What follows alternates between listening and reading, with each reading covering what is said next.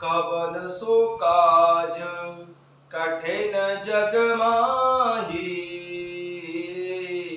जो नहीं होए तात तुम पाही।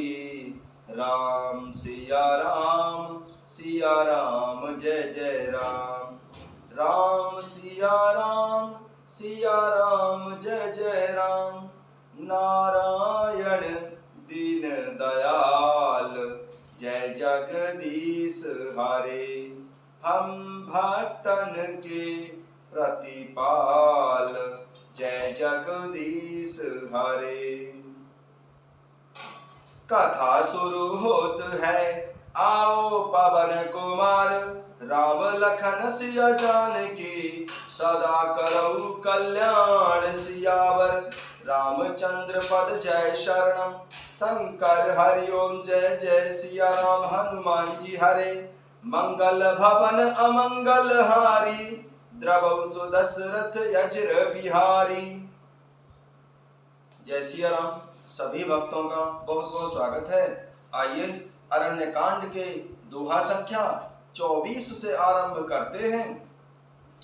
करि पूजा मारीच तब सादर पूछी बात सिया राम। कब नहीं तुमन व्यग्रयते अक्सर आयौ तात सिया राम। तब मारीच ने रावण की पूजा करके आदर पूर्वक बात पूछी कि हे तात, आपका मन किस कारण से इतना अधिक व्यग्र है और आप अकेले ही आए हैं। 10 मुख सकल कथा तेहि आगे, कही सहित अभिमान अभागे। होहु कपट मृग तुम छलकारी, तेहि विधि हरि आनव नृप नारी। भाग्यहीन रावण ने सारी कथा अभिमान सहित मारीच के सामने कही और फिर कहा, तुम छल करने वाले कपट हिरण बन जाओ, जिस उपाय से मैं उस राजवधू को हर लाऊं। तेहि पुनि कहा सुनऊ 10 सीसा, ते नर रूप चराचर ईसा। तासो तात बयरु नहीं कीजय, मारे मरिय जियाए जी जय।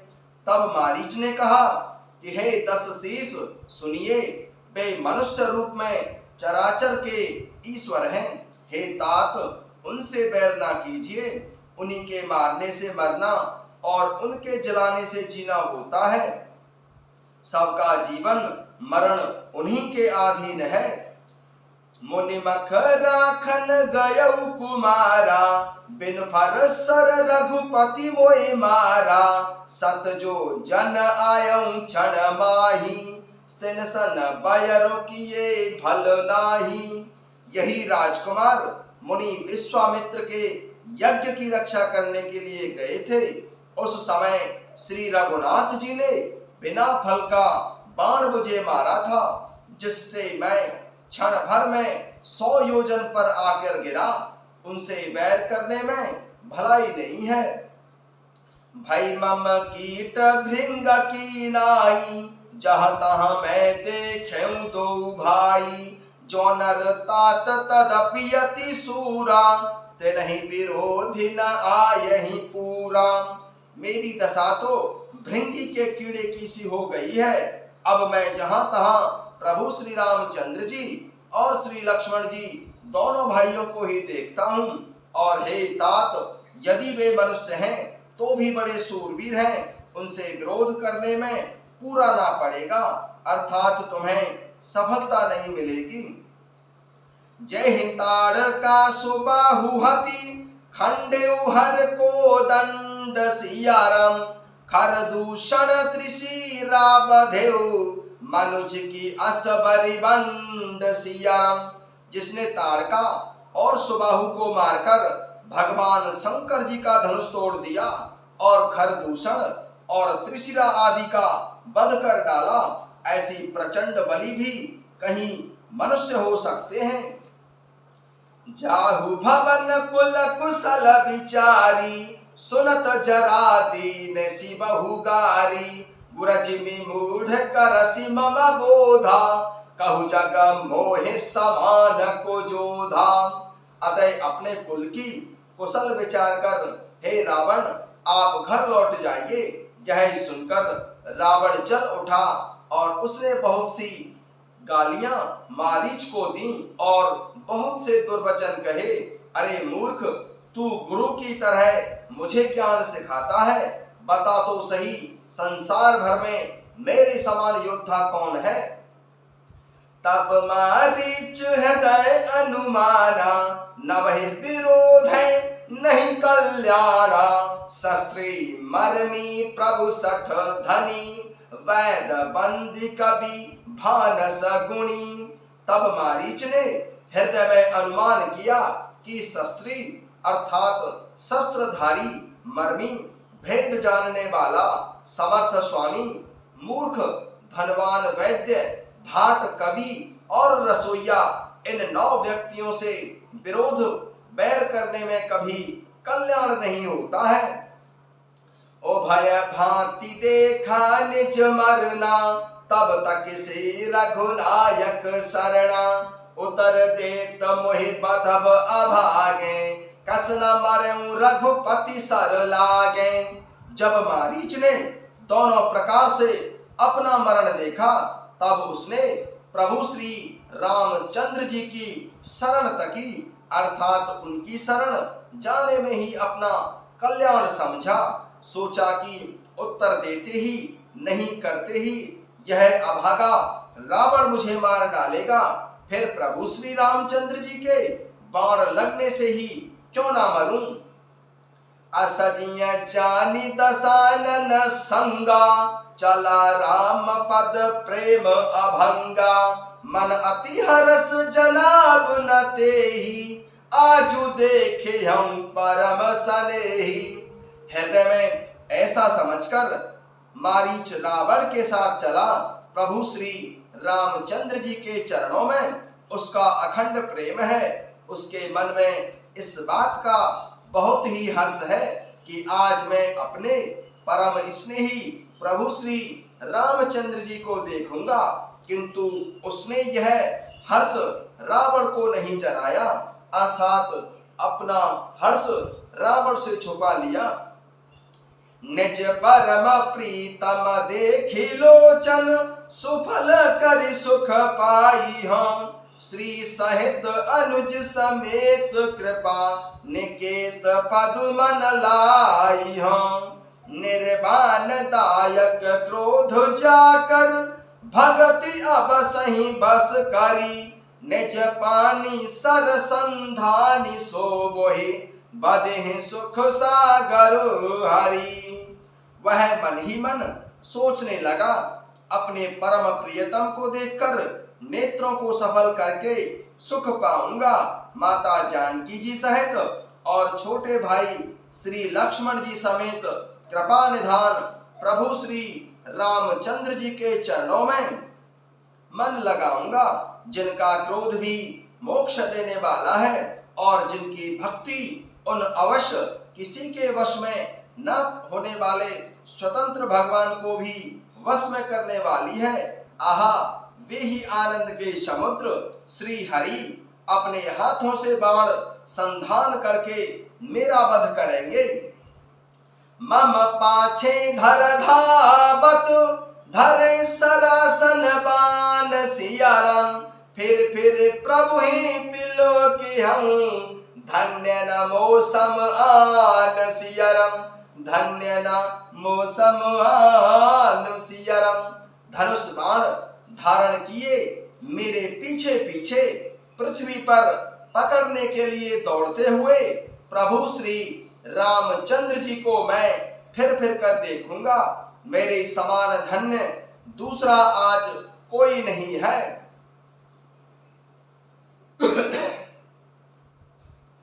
तेहि बन निकट दसानन गयहु, तब मारीच कपट मृग भयहु।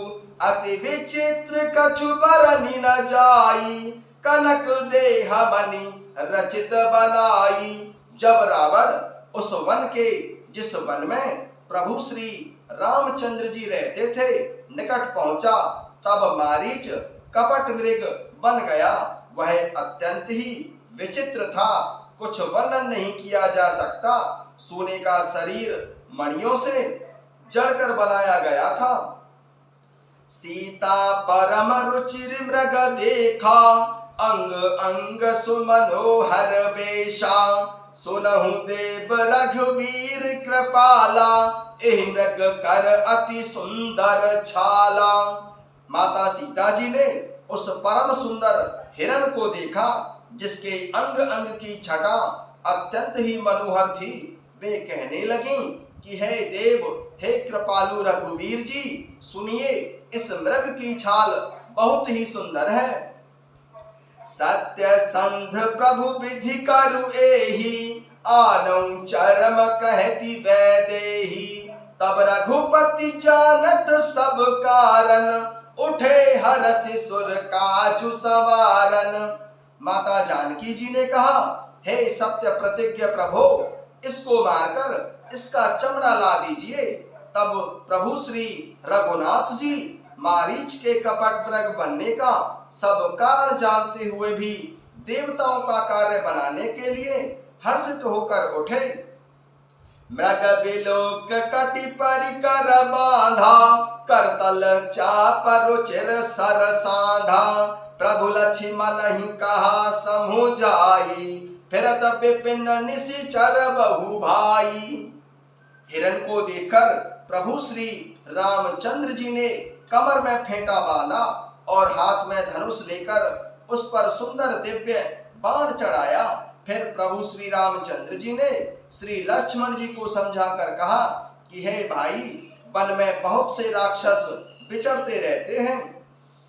सीता के करऊं रखबारी, बुद्धि विवेक बल समय विचारी। प्रभु बिलोके चला मृग भाजी, धाये राम सरासन साजी।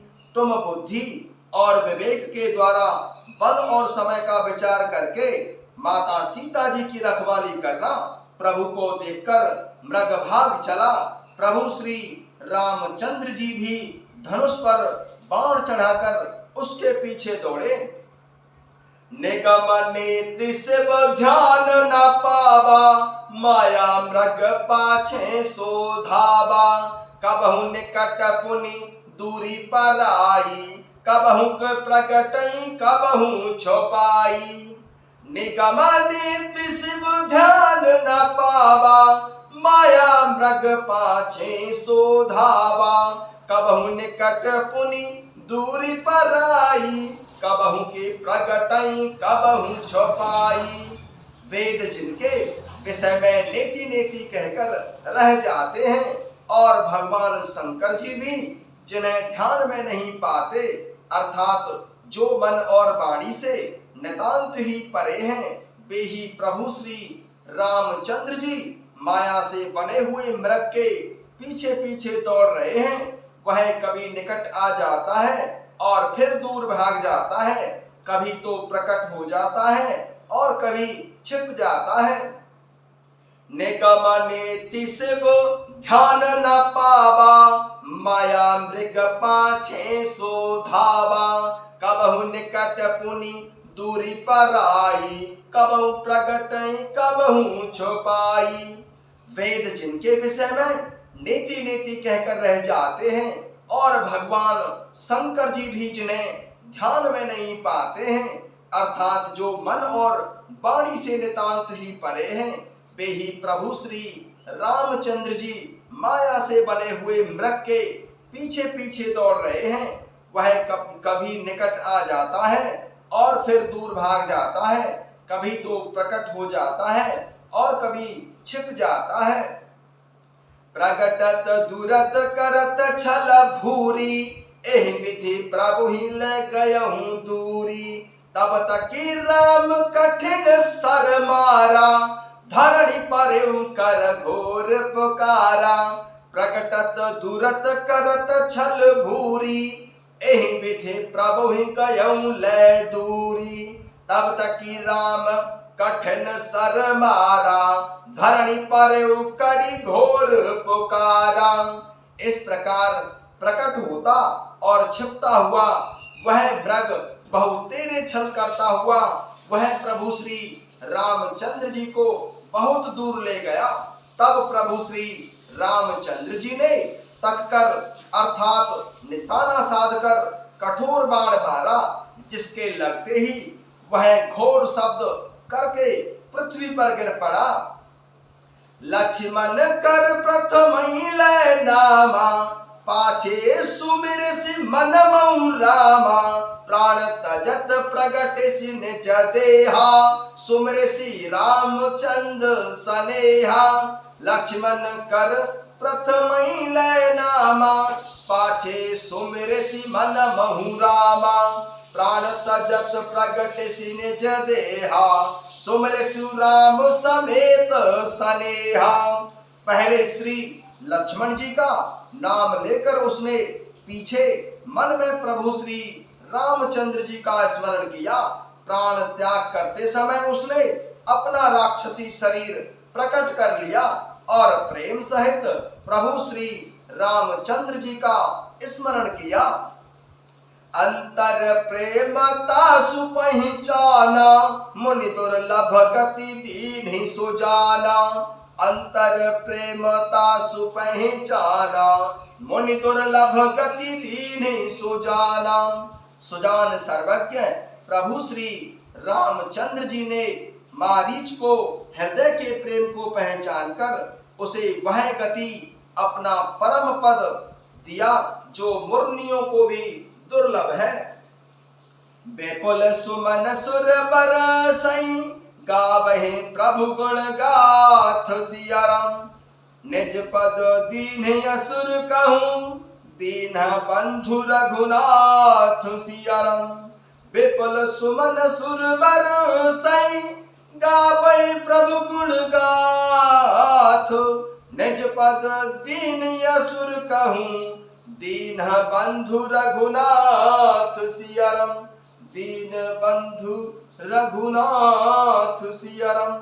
देवता बहुत से फूल बरसा रहे हैं और प्रभु श्री रामचंद्र जी के गुणों की गाथाएं अर्थात स्तुतियां गा रहे हैं कि प्रभु श्री रघुनाथ जी ऐसे दीन बंधु हैं कि उन्होंने असुर को भी अपना परम पद दे दिया।